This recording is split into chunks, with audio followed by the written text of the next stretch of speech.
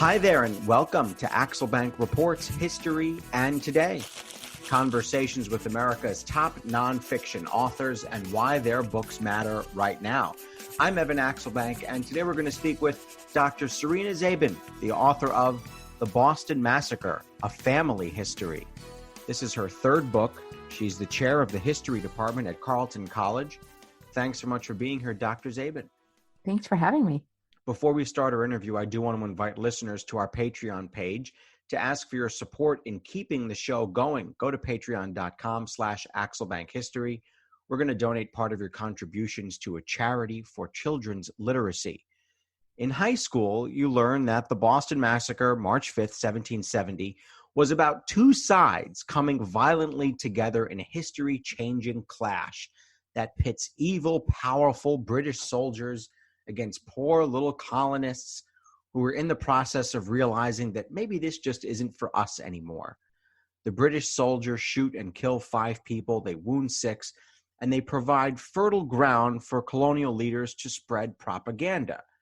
But Dr. Zabin's book argues this wasn't really two sides, but rather many sides, intermingling sides, intimate relationships, and that when the British soldiers fired, they weren't shooting the others, but rather members of the community they all belonged to. So first of all, when did you realize, Dr. Zabin, that the story we are told of the British massacre was flawed? You know, to be honest, it took me an embarrassingly long time to figure out that the story wasn't right. I had been teaching actually a part of the material that goes into all that we know about the Boston Massacre, which are these collections of depositions that were taken right after the shooting, some by the British Army and some by the town of Boston, and then they're collected and published as pamphlets. And I taught them fairly regularly without, I think, really paying attention to the stories that were embedded in them. And then finally one day I read, honestly, the very first deposition that talks about a soldier's wife in a Bostonian's house who's making threats and threatens to actually put stones in her handkerchief and beat people's brains out if she sees them lying on the street. And everybody else had always read that as another indication of the threats that the British Army made against Bostonians. But finally, I looked at that and I thought, who is this soldier's wife? I don't think I realized that soldiers came to Boston with wives. And why is she in a Bostonian's house? What in the world is she doing there? Who invited her? And when I started asking those questions, I started pulling on these strings, and all of a sudden the story was just sort of lying there in plain sight. All of these soldiers' wives, all of these soldiers who were marrying locals, all of these soldiers and their families living in Bostonians' houses. And we just hadn't known that story before. The description of the massacre is flawed in part because of the propaganda that was formed almost from the moment the last shot is fired. The book opens with the 2 printings, and we've seen them. I mean, they're famous printings of engravings that were made. Can you describe Butcher's Hall, and I'm putting that in quotes, and what the engravings show? And then also how Paul Revere sought to cultivate this certain takeaway from what happened. Yeah, absolutely. So I think that the engraving that Paul Revere made of the Bloody Massacre is maybe the only thing that most Americans actually feel like they really know about the Boston Massacre, partly because it's one of the very few engravings we have from the 18th century, from the kind of pre-revolutionary period. So it's reprinted everywhere, right? In every textbook. Yeah. And there are the puffs of smoke, and you see the soldiers lined up, and there are these little colonists scattering, and the soldiers are looking down the barrels of their guns. Exactly. So, and the commanding officer is standing safely behind the soldiers, waving his sword, clearly ordering them to fire. And these hapless, nicely dressed Bostonians are, being mowed down, lots of gore, lots of blood. One woman standing in the middle of the crowd with her hands up to her throat, clearly anxious. And then, yes, this behind the soldiers, the building that they were defending, is labeled carefully the Customs House, which indeed it was. And then above it, Revere adds Butcher's Hall. And above that, actually, he adds a couple little puffs of smoke that maybe indicate that there were more gunshots that were actually coming out of the Customs House. That probably wasn't true, but he adds it anyway. And he wants people to not just get mad at the shooters, but to draw larger conclusions. This is also about taxes. Absolutely. The real butchers are actually not the guys who shot the guns. They are the officials and the British government that sent the troops there. Those are the butchers whose hall the customs officials live in, work in. So before we get to this community that is formed, that these different participants are all a part of, let's just set the stage a little bit. Let's have you set the stage a little bit concerning the situation between the colonies and the crown. Where are things on this? At least we're told that there's this inexorable march towards war that has begun, I guess, a few years before 1770 hits. Where is all that? And even before we get to how this community of Boston is forming. Sure. So 1763 is sometimes a good time to start. So 1763 marks the end of the 7 Years' War, when Britain has pretty much pushed other colonial European powers, that is to say the French and the Spanish, much further west and north in North America. And it looks like the threats to the British colonies from those European empires are pretty much gone. It looks like everybody should be happy again. And sure enough, people in Massachusetts are thrilled. They're so happy to be part of this very powerful British Empire that just knocked the French out of North America for the most part. And it looks like everything is kind of hunky-dory. But then the British government is faced with this problem that they suddenly have an enormous new empire that they have to figure out how to organize and how to govern. And of course, they kicked these European powers out, but those Europeans, especially the French, had lots of indigenous allies who had not ceded their land to the British, who are still living there and still defending their land against British colonists. So there's still a need for troops, and there's still a need to pay for those troops. So after 1763, the British government is trying to figure out how it's going to pay for this huge new empire. And as a part of doing that, they start looking at some other taxes to raise some money. And that starts to be the source of the conflict. The question is, how should these taxes be paid? Who should be paying them? What are they going towards? And the first one, as we maybe most famously know, that really sparks a protest is in 1765, the Stamp Act. And the Stamp Act in 1765 Boston does create a number of, hardy riots that include, burning a few buildings and tearing some down and scaring the daylights out of the lieutenant governor.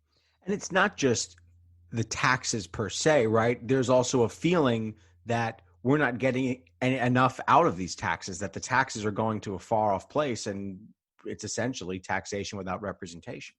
So, right. Especially the Stamp Act seems really unfair.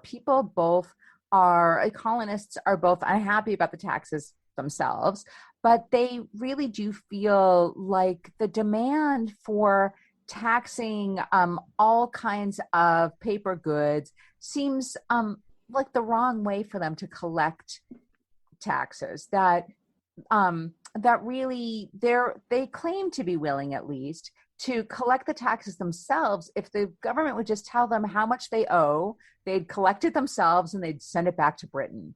And the British government, really in some attempt to show that they want to centralize the regulation, the administration of their government a little more, says, no, we'd like to do this from London. And the problem with the Stamp Act is that it's a little stupid from the part of the British Empire, because unlike, unlike other taxes that they might levy. So for example, sometimes when the British government needs more money, they'll put a tax on cider, right, which is the working man's drink, and they'll raise some money that way. But when you put a tax on paper, and especially on legal paper, right, and on newspapers, of course, what you're doing is actually setting yourself up for scoldings, if not more, from really the most vocal and the most articulate and the most educated men in the British colonies, right? Who are lawyers and newspaper publishers. So the protest is maybe a little bit unsurprising. Don't pick a fight with a guy who buys ink by the barrel. Exactly. All right. So let's get to Boston. I love Boston. It's a wonderful city. And this comment is not about Boston of today. It's about Boston of the 1770s. You say the governor considered Boston unruly and ungovernable. And I promise that is not about Boston of today, despite what some people might think. And I love Boston. It's a beautiful place. What was life like in Boston? Who was living there? It's a complicated web, like any community.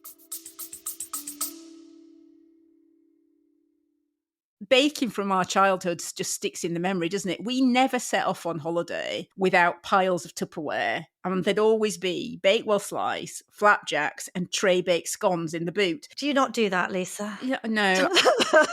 Sadly, I do not stack the Tupperware in the back of the car when we go off on holiday. Oh. Welcome to Small Ways to Live Well, a new podcast from the Simple Things magazine. Season 2 is a pick-me-up tonic that helps us make the shift from winter to spring. A 6-week suggestion box full of things to note, notice and enjoy about the season. Search for Small Ways to Live Well on your podcast app.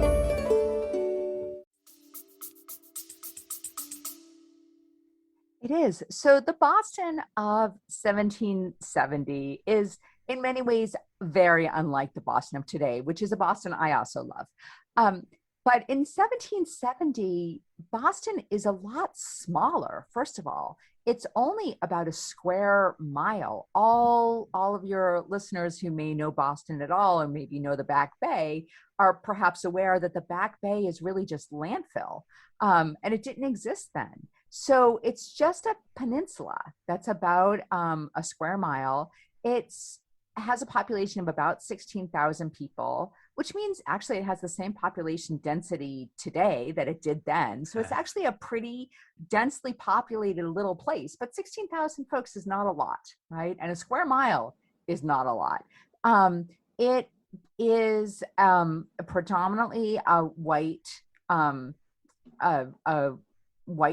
and it's a town, not a city. It has a town meeting, it has selectmen, doesn't have a mayor, but it has both a number, probably between 5 and 10% of its population are African descended, many of whom are enslaved. So it does have an enslaved population, and it does have indigenous people living there, although not as independent sovereign people, although those people are living right outside Boston. So it's a pretty diverse place. And it's the other thing that I think is interesting about it in 1770 is that it's majority female. It has more women than men. How does this complicated web start? Because I guess when you think about it, because the British are essentially occupying it, or the British consider it their property, but then you have people who are being born there and who are living their lives in Boston and living their lives in the colonies. How does this complicated web start to form? You know, you think about it and all of a sudden you think, well, these people are really part of one community, and it's impossible to keep them separate given the way human nature works.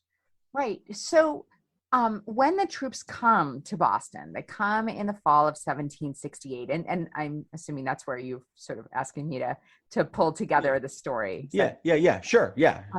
So when troops show up in 1768, because the governor, as you said, has declared this place ungovernable, right? And he is he's sure that there's no way he can enforce the new taxes that are coming down the pike, right? They've gotten rid of the Stamp Act. That one's been repealed.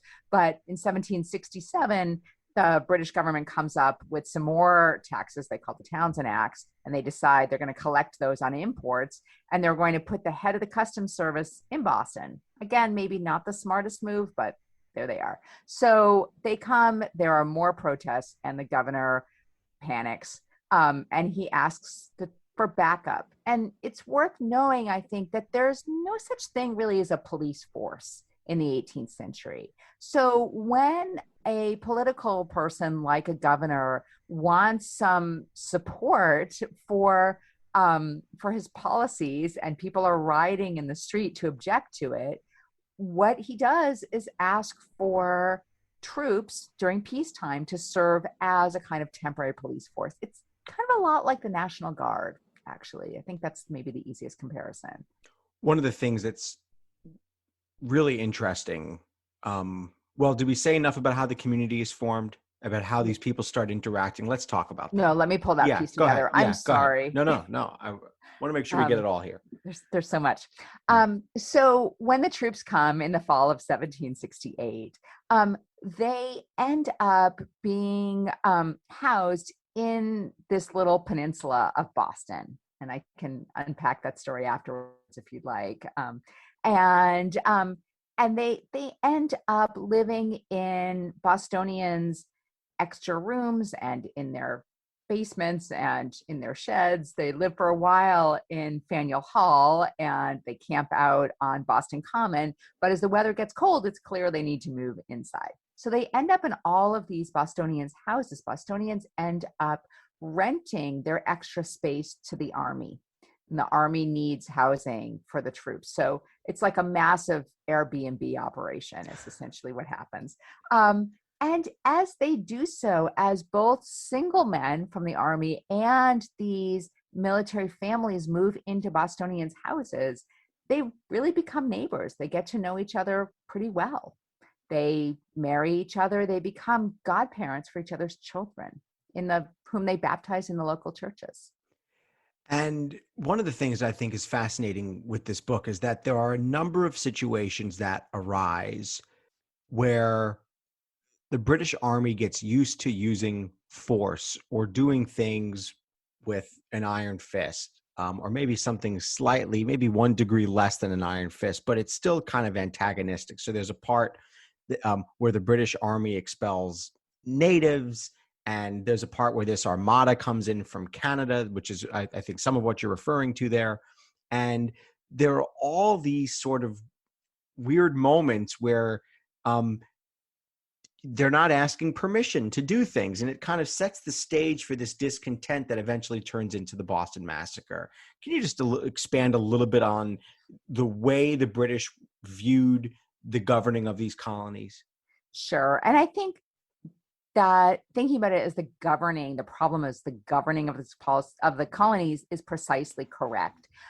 That, all the people who are living in Boston consider themselves British. It's not that they're so opposed to Britain.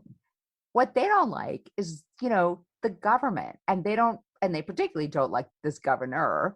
And so they don't like the way in which the government is organizing them, is orienting the town of Boston into the larger empire. They were pretty happy, kind of living on the edge of the Atlantic Rim on their own. They loved being part of the British Empire. They were proud of it, but they like to run their own town. Right? They're happy to give the money that they feel like needs to happen to run the empire, but they don't want it taken right from them. So really the split is not between people who think of themselves as British and people who think of themselves as not British. The split is between people who support the governor and people who think that the governor is overstepping his authority.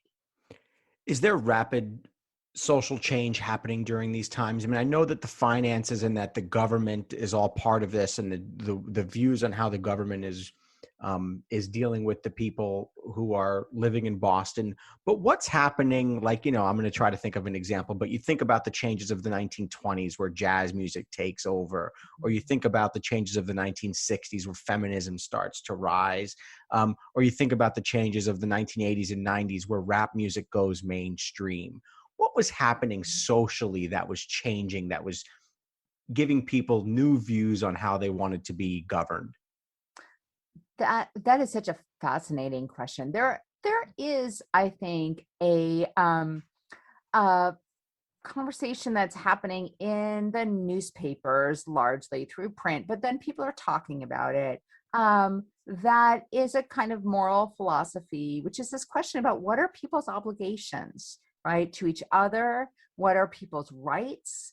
And as a converse of the question of rights, right, what do they owe to each other? So the question of how do you create a community, I do think that is developing, and it shows up in some kind of bad poetry, but it shows up in these philosophical essays that are sort of tedious for us to read now, but really did seem to make an impression on the kinds of things that people were talking about. And then the other major social change that everyone, I think, is really experiencing is this explosion of consumer goods, right? So there's so much stuff coming into Boston. A lot of it is fabric, right? So there's more and more clothing and stuff that you would use to make clothing. So dry goods is what we call them. But there's also, lots of slave-produced sugar that's coming through, right? And so there's an expansion of both rum and molasses that's being processed in Boston and then being sold. And there's all kinds of other kind of goods that you don't necessarily need, but you want. So things like china, right, for drinking your tea out of, looking glasses, right, mirrors, so people can start to see what they look like. Before the 18th century, people didn't have a really good sense of what they looked like. I'll be darned. That is weird. That is really weird to think of. Yeah, they just didn't really know what they look like. That is okay. I'm going to have to think more about this. I don't have time to think about it now, but once we finish this episode, I'm going to think about that. What if you didn't know what you look like? There were no pictures and no mirrors. What do you do? Yeah. And I guess what you're really saying is Americans are really good at buying things, and we have been for a really long time, things that we don't necessarily need. And then they boycott them. Right. That's the great thing about having all that stuff come in, is then you can say, well, actually, the way we're going to protest is we're going to stop buying. And then everyone freaks out. The prices are too high. I'm not going to any more of these baseball games or buying any more of that stuff. How do we start getting towards the Boston Massacre? How do we start, or what we call the Boston Massacre now? I don't want to use the word massacre until it's appropriate, but how do we start getting to the point where these sides, many sides, interconnected sides, are going to have this world-changing clash? Right. So we have 17 months or so when there are about 2,000 soldiers and hundreds of women and children now crammed into this little peninsula that already had 16,000 people on it, right? So it's crowded. There's a lot of people there. And, it's easy to irritate your neighbors. And so there's a lot of irritation and annoyance that's going on here. But none of that seems to rise to the level of something that's going to be called a massacre, right? Instead, there's just lots of sort of daily annoyances as well as these daily connections. And that goes on for a while. And it actually looks as though the presence of the troops has kind of calmed down the political protest enough so that there are 4 regiments that come initially, and 2 of them leave the following summer. It looks like the whole thing is going to be over.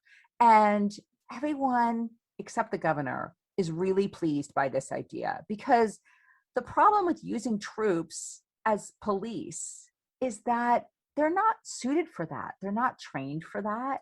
They don't know how to do that.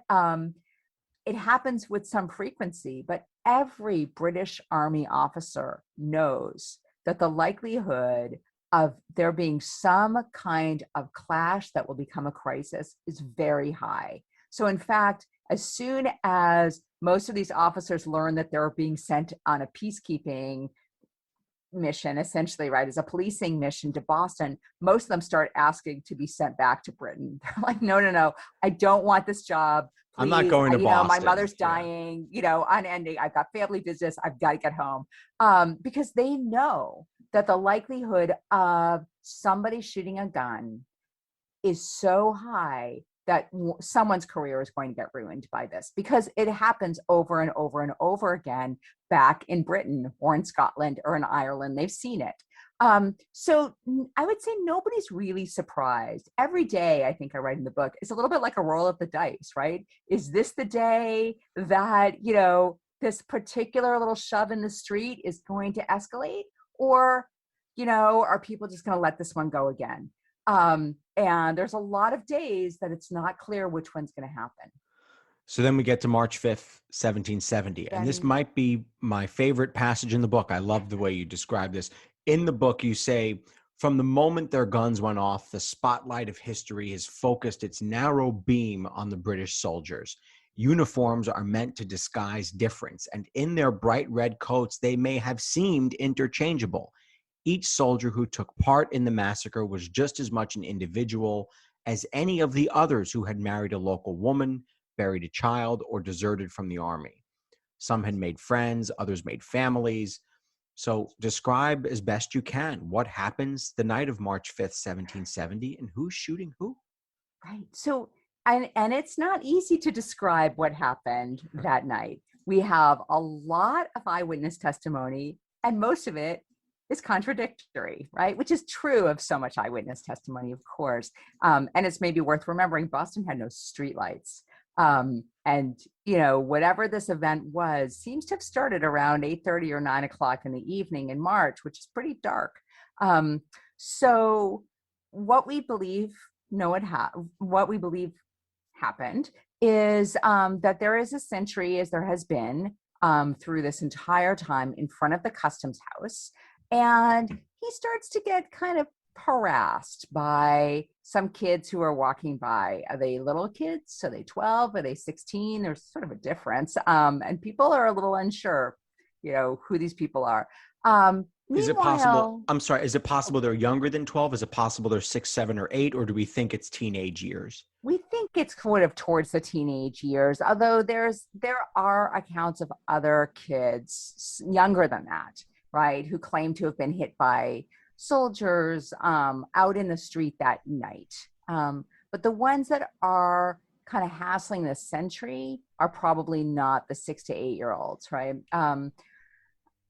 But there are other kinds of conflicts that seem to be happening in other parts of Boston that night, as there were on other nights, actually. But a woman comes out of the tavern next door and says to the sentry, "Do you know what's going on?" He says, "No, I really can't tell." But eventually, more people seem to come and start yelling at the sentry, and he tells them to leave, and they don't go. And so he gets pretty anxious, and he calls for some backup. And there's a number of soldiers sort of in a guardhouse just a few hundred yards away. They hear him. They come marching out with the captain of the day to support him. And as they come up the street, we're now right in the center of Boston, right in front of what's, now the old State House, sort of what passes for the public square of Boston. One of the men who's also on the street recognizes one of the soldiers as a former neighbor, and he walks over and says, "Hey, what's doing? What's going on?" And the soldier says, "I have no idea. I'm just doing my job here." But meanwhile, the church bells start ringing, and other Bostonians come out. Some Bostonians claim that they came because they knew that there was going to be a fight and a riot. Other Bostonians claimed that they came out because they thought it was a fire bell. Right? They thought it was a fire. They claimed they came out with their buckets. They were ready to put out a fire in this wooden city. Boston had seen a big fire in the 1760s, and much of it's still wooden. So it's not clear what they're doing there. And at some point, there are between 50 and 300 people in this square, which is a big range, right? Again, we don't really know how many people end up there, but enough that all the soldiers start to feel pretty anxious and pretty threatened. And the captain starts looking around and wondering what he's going to do. And other Bostonians come up to the captain, whom they know socially, and they say, "What are you doing? Like, let's, can you ratchet this down a little bit?" And he says, "Oh, no worries. They're, guns aren't loaded. It's going to be okay." So people claim they have all different sorts of conversations with this captain. And things get pretty chaotic. There's a lot of yelling, right? And the only word that people really claim they hear is the word fire. And they don't know. Is this, people yelling, "There's a fire. Where's the fire? I've got my bucket," right? Maybe these are Bostonians who are taunting the soldiers, saying, "You don't dare fire. You can't fire on us," right? We are civilians. We haven't done anything wrong. Nobody's read us the riot act. You don't dare fire, right? But possibly probably what the soldiers heard was a word that they interpreted as a command to fire. But all we know is that they do fire. And when the smoke clears, as you started with, there are 5 people dead and dying on the snow and another 6 who've been wounded. And that's the moment that becomes known as the Boston Massacre. There is some sorrow in your voice because there's no video surveillance at the time. No. And so there's a lot of this, "I wish we knew this, I wish we knew that." At least I can hear it in your voice. Yes, absolutely. I want to ask this. If I could magically produce for you the surveillance tape of a great overhead shot of whatever angle you wanted, as many angles as you wanted, what would be the first thing you would look for to clear up what happened? Oh, wow. That is a great question. I think there is a rumor that I would love to know if it's true or not, that some people claim that a different man comes up behind the soldiers and says, "Fire, I'll stand with you." Right. And to me, that would help interpret a whole lot of things, right? If that person was there, then we could learn something about, well, was this whole thing a setup, which is actually what the Army believes, right? That this was all done, really just to ratchet things up to such a degree, right? Or is this some kind of self-serving argument? Where is the officer actually standing? That, if he's right there, I think that would tell us a lot also. My day job is as a TV news reporter, so I have literally looked at hundreds, if not thousands, of surveillance tapes. And I have also listened to probably many more accounts, firsthand accounts, allegedly firsthand accounts of things that have happened. Confusing events that happen, things that are very multi-layered, and things that may seem clear to you when you're looking back, but probably weren't as clear when it was actually happening. How do these depositions then go? And it is so difficult to take people at their word because there's no worse witness than the eyewitness, right? Because what people think they're seeing is not necessarily what they're seeing. You have to piece it all together to come up with a really good, solid accounting. Absolutely. I mean, even when they are, and you're totally right, even what they think they're seeing is not necessarily what they saw, right? Partly, as I was saying, because they don't see that well, but partly people see what they want to see and they interpret what they want to interpret, right? When stuff's flying through the air, is it going to be that easy to tell whether someone's throwing a snowball or a rock? Probably not, right? There's sound. And do you like the person who threw the snowball or the rock? Right. I think that's so what are your sympathies leading you to see, right? And how do these color the depositions then? Right.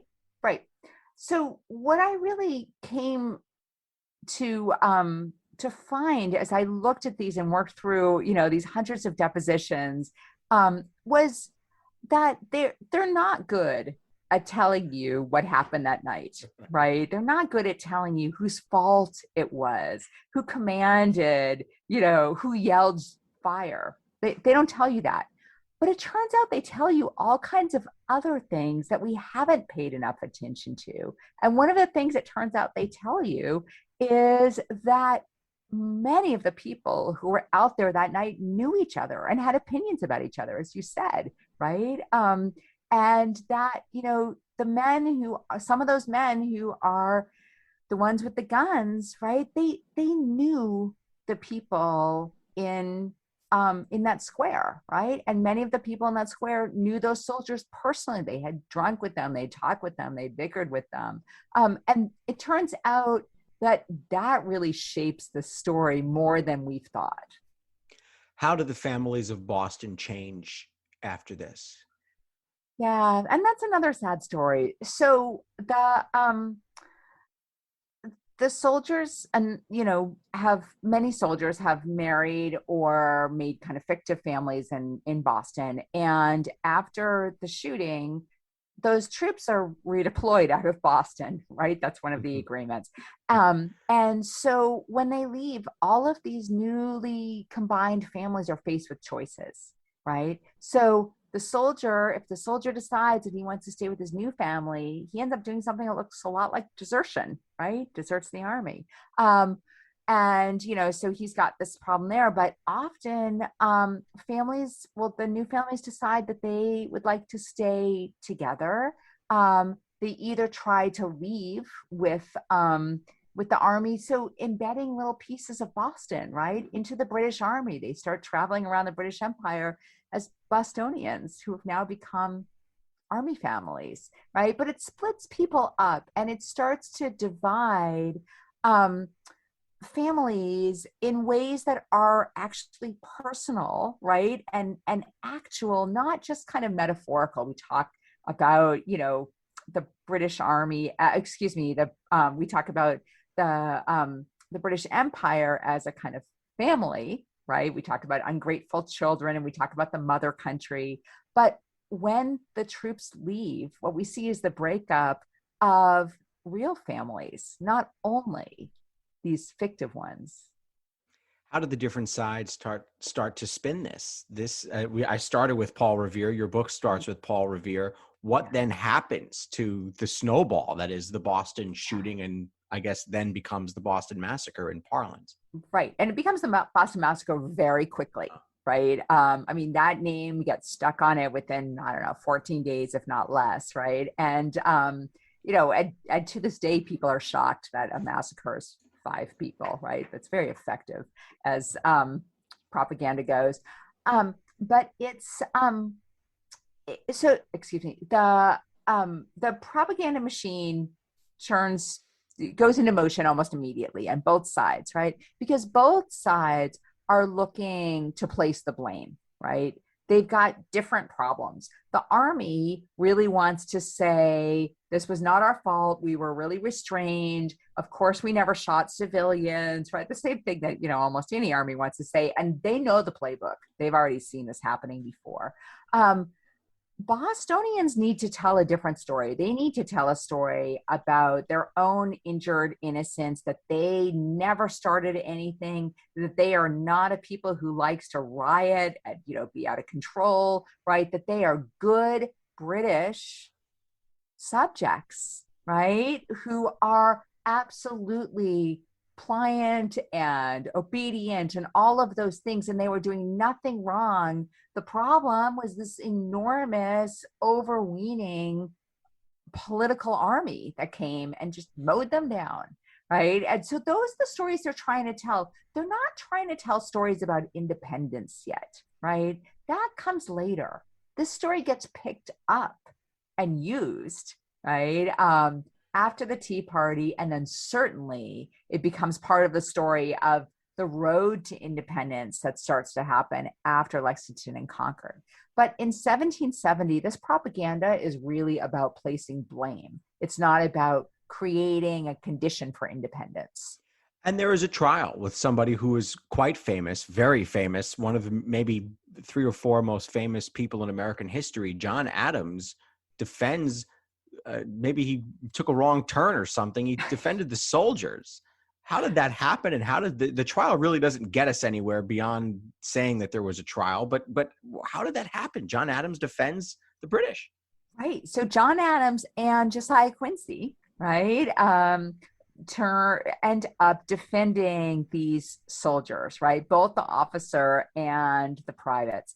And they do so in ways that absolutely are kind of complicated, right? So Adams claims that, people turned to him when they had no choice, that no other lawyer would take the case, and that really just out of his own sense of ethics, he and his sense that everybody deserved a defense, he said he would defend the soldiers.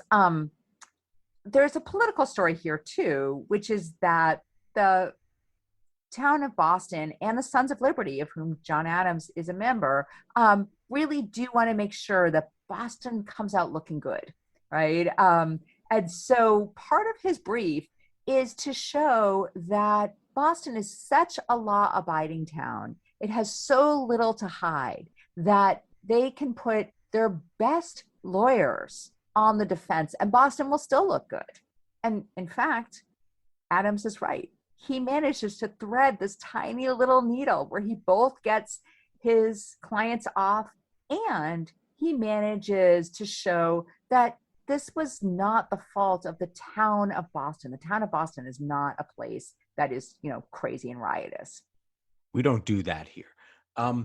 As I was reading your account of the trial and of the defense, I got these echoes of today's police shootings, where the defense is often, what was I supposed to do? I was in fear for my life.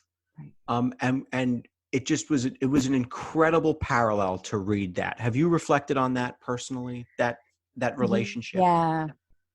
And when I started this book, as I said, I started from this question about, who are these soldiers' wives and what are they doing in these houses? And I hadn't written it to reflect on police shootings and what happens when police become militarized. But the events kind of overtook me in this book. So yes, I do think that part of the argument, and it's part of the playbook that maybe Adams writes that we're still living with, is both that the soldiers say they shot in self-defense. They didn't, what else were they supposed to do?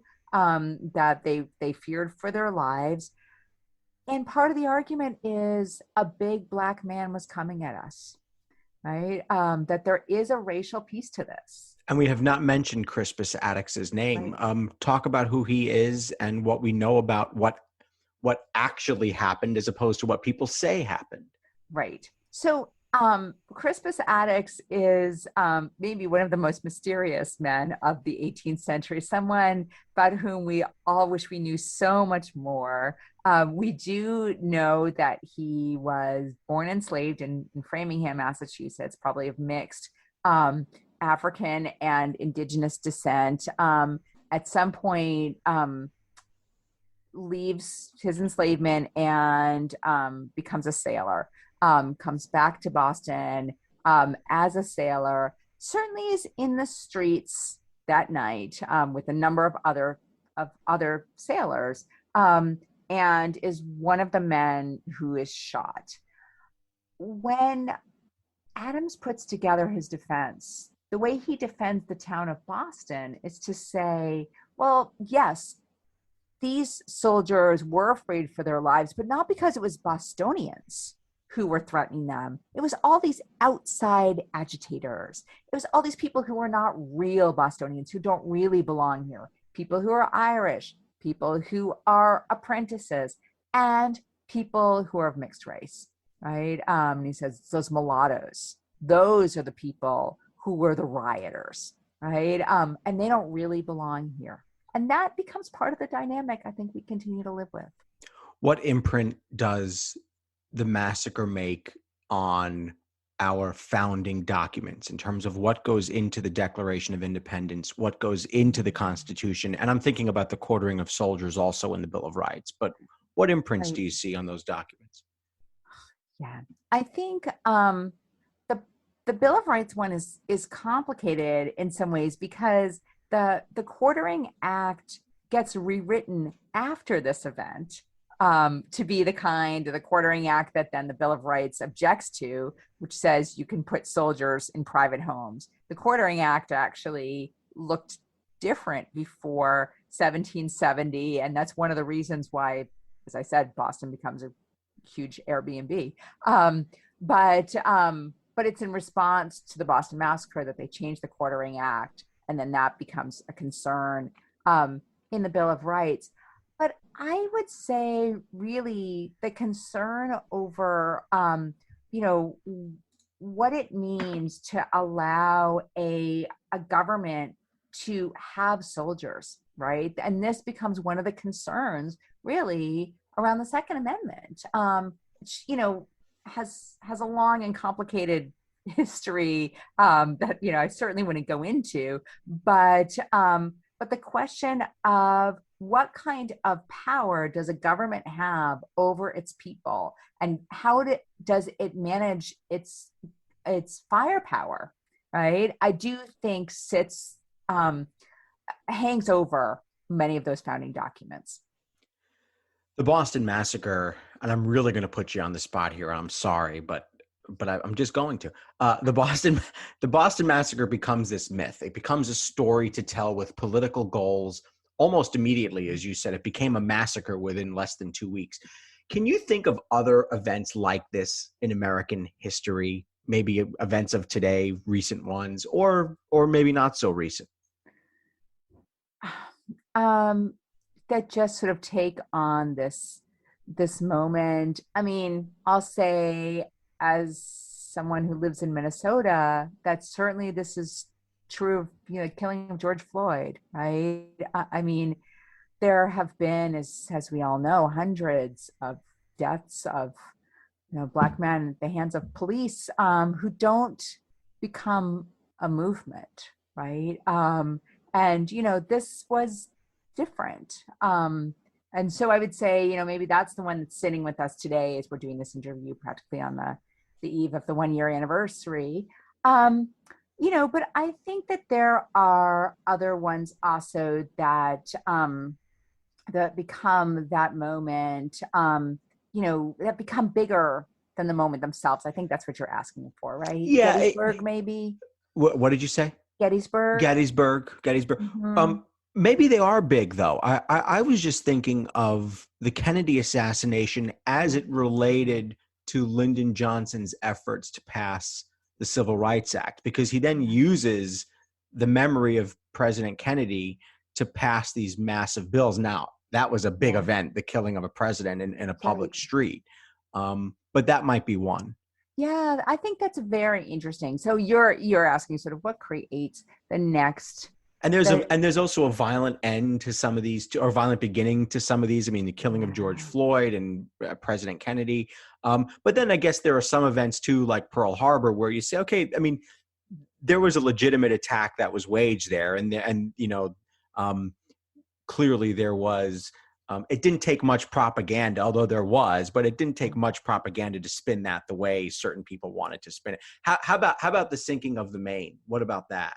Oh, that's a good one. I mean, I think maybe both the sinking of the Maine and to some degree maybe Pearl Harbor too were prepared, right? Like I feel like the skids were already greased on where that propaganda was going to go, right? And that's sort of true of this event too. I mean, as I've been saying, shootings by soldiers of civilians are not uncommon in the 18th century, and everybody knows what they're going to look like.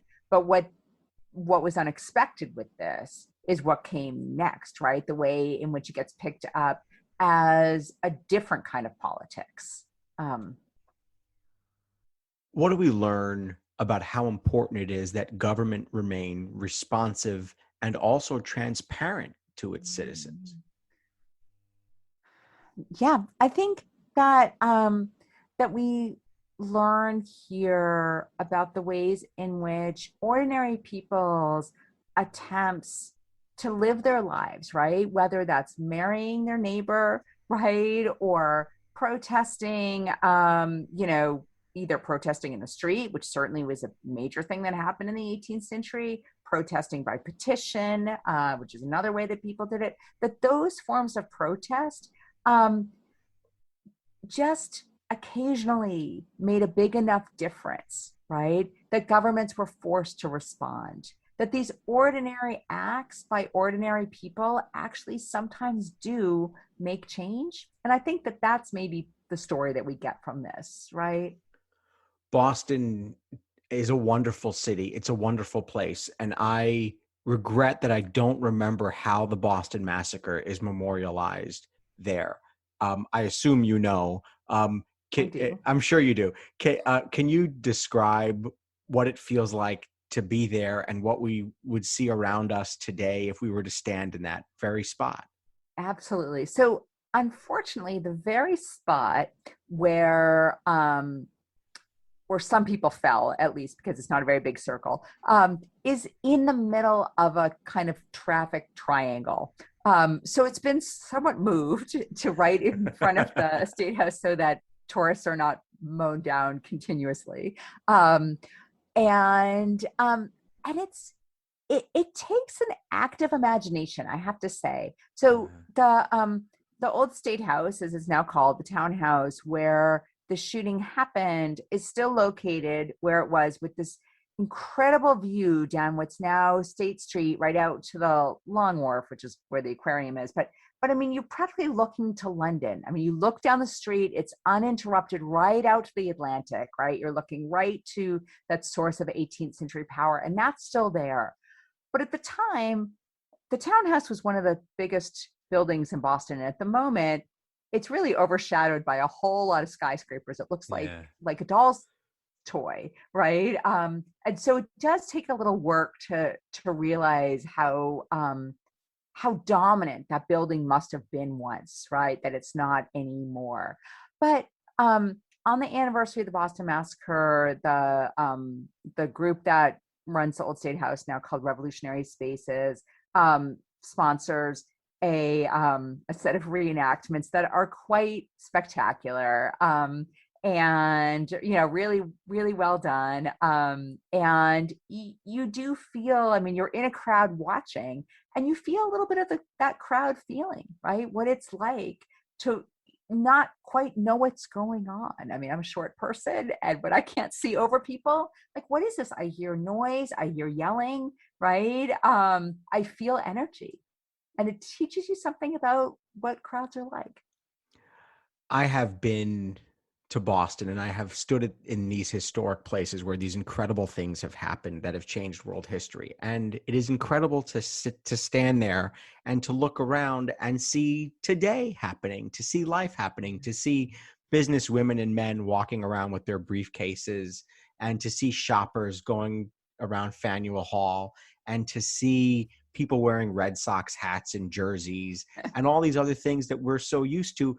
It is so important, I think, to sometimes just stop and think history really does march on, and we have to acknowledge what has brought us to this moment. And also, if we were standing here 250 years ago, what would we see? Right.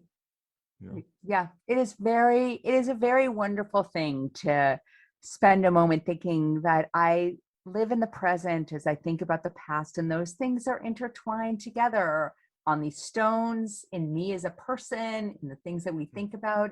It's very moving. Dr. Serena Zabin, author of The Boston Massacre, A Family History. Thanks so much for being with us. Thank you so much for having me. Certainly check out that book and her website, serenazabin.com. She's also on Twitter @SerenaZabin. I want to invite listeners to our Patreon page to ask for your support in keeping the show going. Go to patreon.com/AxelBankHistory. We will donate part of your contributions to a charity for children's literacy.